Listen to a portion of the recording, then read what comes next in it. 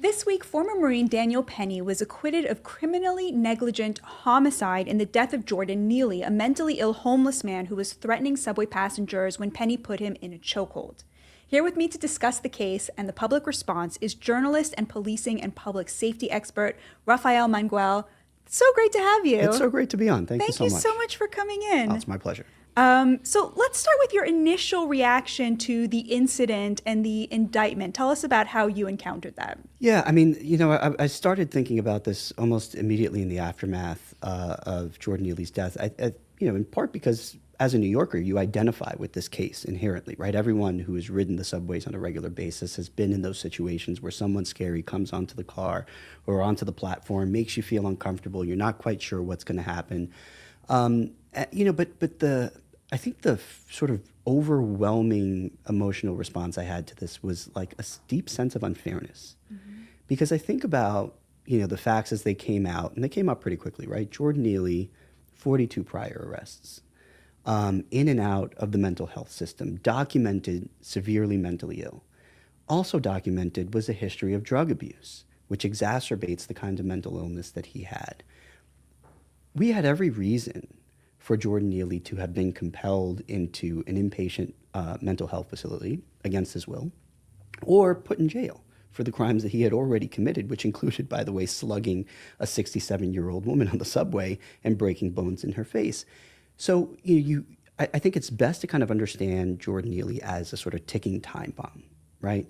But he's a ticking time bomb that the system lobbed into the subways that day, right? And so it's really deeply unfair to me to then turn around and prosecute someone like Daniel Penny, who didn't ask to be in the situation he was in and did his best to navigate a situation that was created by the government's obvious failure here. And so, it just seemed like they were scapegoating someone to avoid having to talk about their failures. That I think really kind of framed this case for me very early on.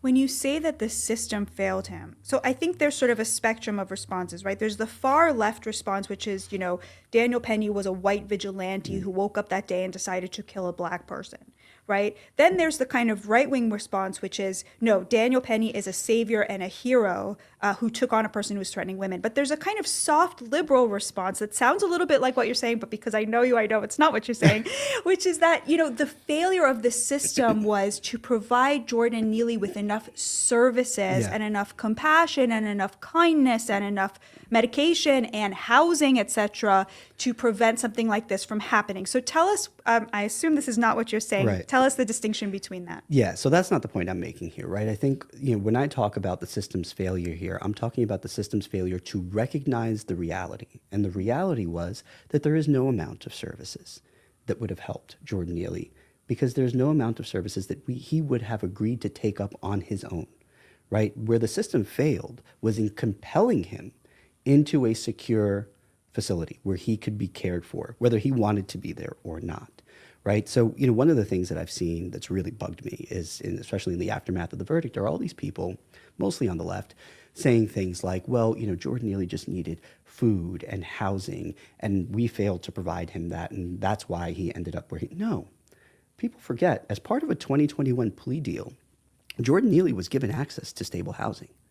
He walked out of that facility after 13 days, right? And this reflects a deep misunderstanding of the nature of the severely mentally ill. And I have some personal experience with this. I had a family member who was very, very mentally ill. She was given a free apartment by the city. Despite having, in a nice neighborhood, by the way, I mean, I would have loved to have had this apartment and lived in this building, never could have afforded it. But she slept in that apartment maybe a few days a month. She would consistently be found in hospitals and on the street in different parts of the city, sometimes in upstate New York, go missing for weeks at a time, right? This was not someone who was capable of living on her own. Similarly with Jordan Neely, right? You could have handed him $1,000 a week. There's no telling what he would have spent it on, right? It wasn't for want of resources. It was for want of sanity. And when people don't have that capability, it falls on the city to exercise their responsibility to shield the public and the individual who's sick from the dangers that are obviously going to arise from their presence on the street. Now, sometimes the victim is going to be the subway train rider, the person sitting on a park bench who was stabbed to death, by a maniac in Lower Manhattan not too long ago. But sometimes it's going to be the person who is also sick. Either by virtue of the fact that someone, uses significant force in self-defense or defense of others, as in the case of Daniel Penny, or because they get into it with someone who is, not acting heroically, or they're hit by a car, or they overdose, or, there's so many negative outcomes that we all should have expected to come from the life of Jordan Neely, and yet the government chose not to exercise its authority to put him where he really needed to be. Do you feel that the kind of left-wing influencers and public figures who came out calling this a lynching, murder, white supremacy, who were so quick to racialize this, do you feel that that is for lack of knowledge and information that you just shared about Jordan Neely's past actions, and that if they just heard you say that, they would sort of change their mind about the case, or do you think something else is at work there? I wish that were the case, but no, I think this was cynical politics. I think these people understood that by racializing this incident and sensationalizing it in the way that they did in the immediate aftermath before they had the opportunity to really know anything about the case tells you that they read this as an opportunity to score political points. And it's somewhat hard to blame them for that view, right? I mean, we're coming off, 2020 wasn't that long ago, and that was a year in which the progressive left enjoyed a lot of political momentum by virtue of the fact that, this debate about public safety had been racialized in the wake of George Floyd's death. So, it's not surprising to me that they would, kind of rerun this particular play, given that it's been so successful in the recent past. What I'm encouraged by is that the conversation was much more divided this time around. And I think part of that has to do with the fact that, the sort of working class element of the progressive base that normally is kind of on their side also fundamentally understood the position that Daniel Penny was in. And you see that in the conversations that the other riders on the train that day were having with the police officers after the interaction between Penny and Neely, where they were saying, like, look, I was scared. There was another gentleman, African-American, said, I don't really think he did anything wrong. Because again, the people who ride the subway every day, rather than, having a private car pick them up outside of their Fifth Avenue penthouse, they all have those experiences. They all have that kind of background knowledge that colors how they see these kinds of incidents. And I think, they were just a lot more open to sympathy for the decision that Daniel Penny was faced with. I have to say, when I first saw that there were, I think it was 4 Black New Yorkers on the jury and a number of women on the jury, I think 6, I thought they're never going to convict him. That was my initial response, Really? because these are people who ride the subway. Yeah. Everyone has been in that position. Can you unpack that a little bit for us? How does the racialization of things that are fundamentally not about race give power to the left? Well, because it's proven itself to be an effective cudgel, the race issue. It has, I think, undergirded a lot of the political victories that the left has enjoyed, particularly in New York. If you look at just the criminal justice reform movement, I think that's actually like a really nice microcosm that explains this. Just going back to 2018, you've got Raise the Age, which, made it so that it was more difficult to imprison juvenile offenders for even serious violent crimes that they committed. Bail reform, discovery reform, both of which took effect in 2020. Then you had 10 police reform bills signed into law by Governor Andrew Cuomo within a month of George Floyd's death. Then you had the Less is More Act, which is a parole and probation reform bill signed by Governor Hochul. Then you have all the things that the New York City Council has done just in the last few years in the criminal justice space, right? The How Many Stops Act, the Right to Know Act, the diaphragm law. It has proven an effective way for the left to get the things that it has always wanted, right? I mean, the sort of left's desire for various kinds of criminal justice reforms in the direction of decarceration and depolicing are very well documented. And they go back to debates that we were having in the 1970s. But never in modern American history have we seen so much movement in such a short period of time, right? I was actually quoted in a piece a few years ago in the New York Times where they did an analysis of changes in state law in the wake of George Floyd's death. So in the year after he died, something like 30 states had passed like 140 criminal justice reform bills just in that one year. Wow. Right? Now, would that have happened if George Floyd was white and the police officer was Black? I don't think so, right? And so I think the lesson there was that if you racialize these incidents, people will be much less likely to oppose the things that you then graft onto that debate. What was your reaction to how the trial proceeded? What did you make of the prosecution? the tactics that it used, and what's your take on ultimately what drove the jury to acquit?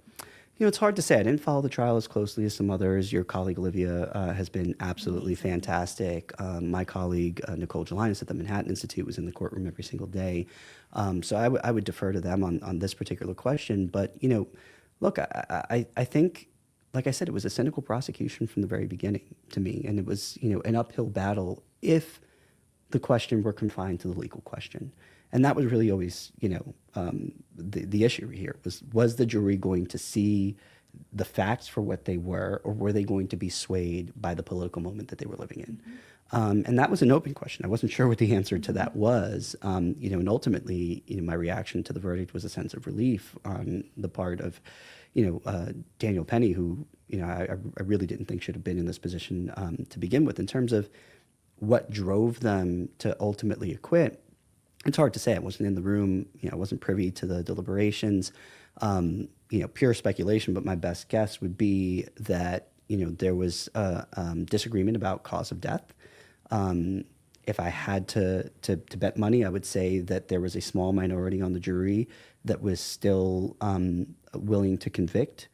And the reason I say that is because once the manslaughter charge was dropped, all that remained was the criminally negligent homicide charge. And the difference between those two is really just the mens rea component, the mental state component, right?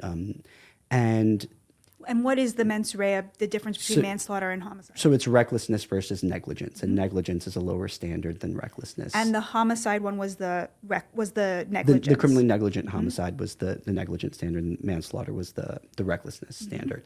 So, normally they wouldn't have come back so quickly with a not guilty verdict if what they were really struggling over was the recklessness component, because then, a conviction becomes more likely with the lower standard. So that tells me that, if I had to guess, that the debate was about cause of death. And there was a lot of legitimate, yes. Yeah, there was a lot of really legitimate questions brought to bear, and I thought the defense did a really good job in that respect. I mean, and Daniel Penny was the beneficiary too, I think, of just good evidence. One of the things that I can't say what role this played in the jury's decision, but as a sort of outsider looking in, I was really moved by body cam footage that showed one of the officers telling an onlooker while Jordan Neely was on the ground that, hey, he's breathing, relax. Right. Which kind of calls into question the whole meme that he was choked to death. Right. Well, no, not if he was breathing after minutes after he was let go. And so, yeah, it's a hard case to sift through, but I think ultimately what the defense did a really good job of showing was that Daniel Penny's perception of Jordan Neely as a threat was reasonable. Why is that? Well, because everyone else on the train perceived him as a threat. We saw that in the body cam footage in the immediate aftermath of the incident. We saw that in the testimony. So if his perception was reasonable, then the question becomes, was his reaction to that perception reasonable? And I think even the prosecution kind of admitted, yeah, okay, like it's okay to restrain him. Their sort of beef was that he restrained him for too long, which is a much narrower question, right? So it's, okay, well, he was reasonable in perceiving him as a threat. He was reasonable in physically restraining him, but he was unreasonable in those last, 51 seconds or 52 seconds. That becomes a harder, issue for the jury to swallow, I think, and ultimately spelled the outcome. I think one of the issues that's relevant here is this so-called Ferguson effect, which has been documented to show that in the wake of high-profile police killings of Black people, there is a police pullback. Cops feel in the wake of so much criticism that it's dangerous for them to do their jobs. Yeah. I mean, you hear this from cops all the time, and as a result, there's more criminality and there's a crime spike.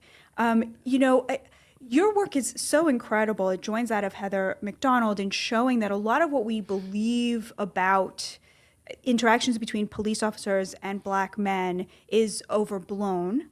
However, when you talk to Black men, they do feel stigmatized. They do feel that they get a different reaction from police officers.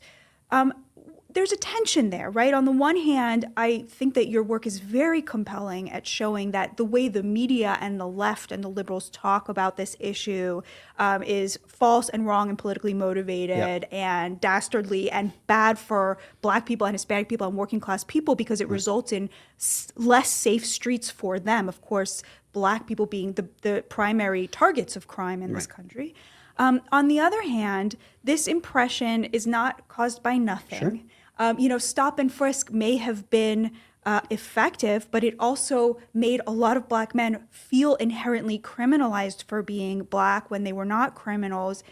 What do we do with this situation? What do we do with this tension? It's a hard problem because, you're right. The perception doesn't come from nowhere, right? It doesn't come from out of the blue. The reality is that there are real disparities in our criminal justice system, but there are also real disparities in our crime statistics. And these points really do have to be reconciled because when you think about where police resources are being deployed, they're being deployed in response to problems. Where are these problems most acute? Right? We know that crime is not evenly distributed in New York City. About 3.5% of our street segments see about 50% of all the violence. About 1% of our street segments see about 25% of all the violence. Just say that again. I mean, I think people don't understand this. Yeah. So we have about 80,000+ street segments in this city. Only 3.5% see 50% of all the violence.